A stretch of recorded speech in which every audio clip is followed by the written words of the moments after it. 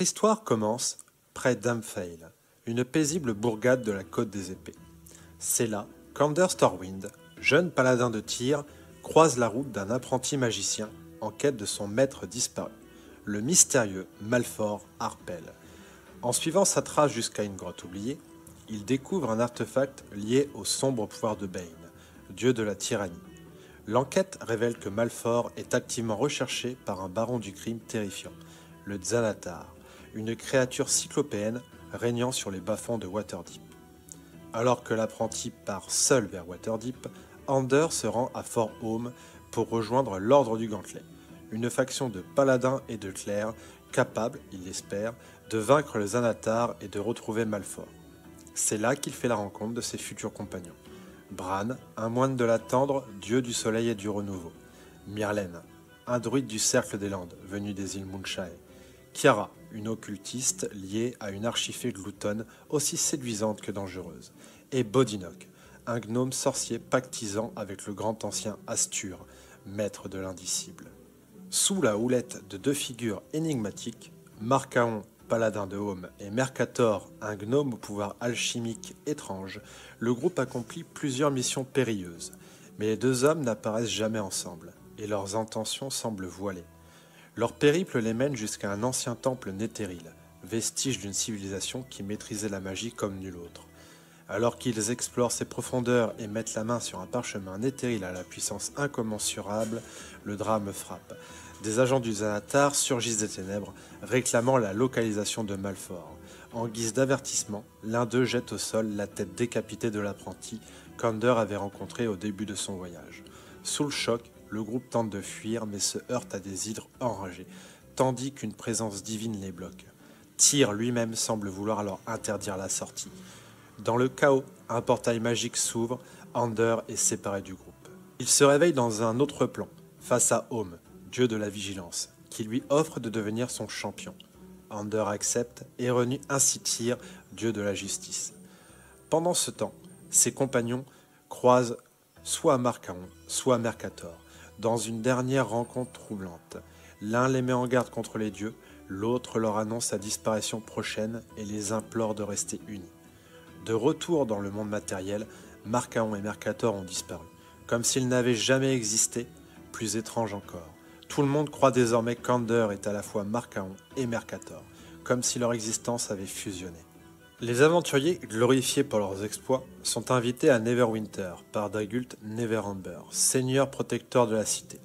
Mais Ander reconnaît en lui l'homme qui a causé la mort de son ami Almar, sacrifié jadis comme diversion lors d'un assaut orc. La soif de vengeance germe, mais un nouveau fléau frappe avant qu'il ne puisse agir. Une coalition d'ennemis attaque le conseil de guerre réuni à Neverwinter. Orques, elfes noirs, diables et une dracoliche sèment le chaos.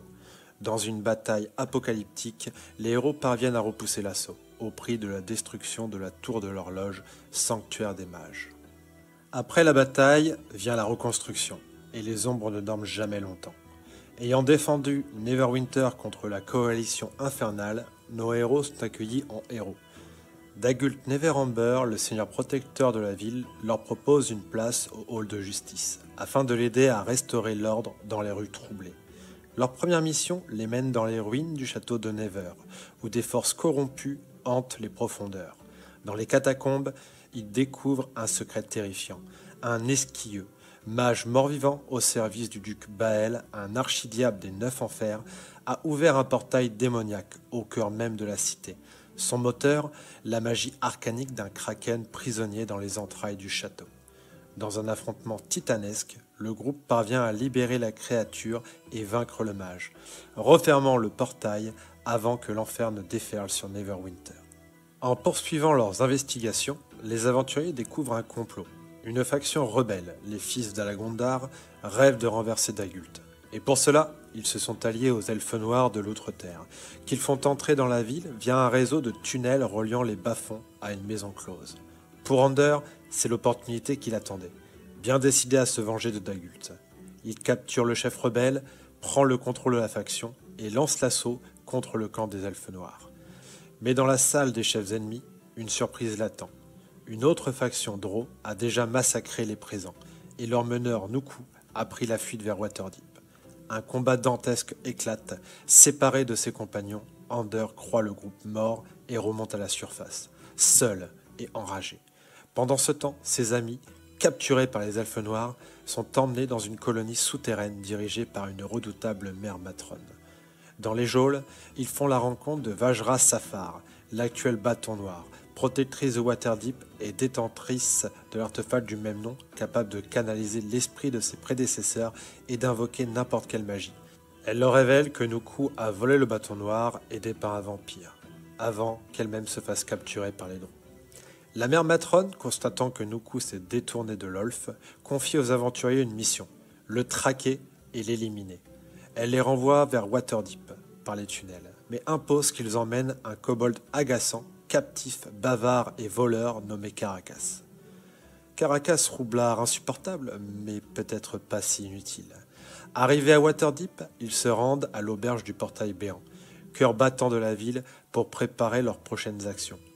Pendant ce temps, Ander, convaincu de la mort de ses alliés, organise un coup d'État. Son objectif est clair, renverser Dagult. Mais le Seigneur Protecteur avait anticipé.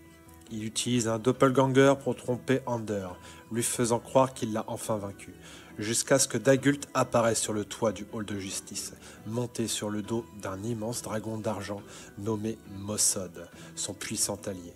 Là, face à la ville réunie, Dagult déclare qu'il abandonne le pouvoir et nomme Ander comme son successeur, le nouveau seigneur protecteur de Neverwinter. Un adieu empoisonné. Tu voulais le trône, alors porte-le et découvre le vrai poids de la justice. Sur ces mots, Dagult disparaît à dos de dragon en direction de Lunargent, laissant Ander seul avec une cité à diriger et une guerre qui approche.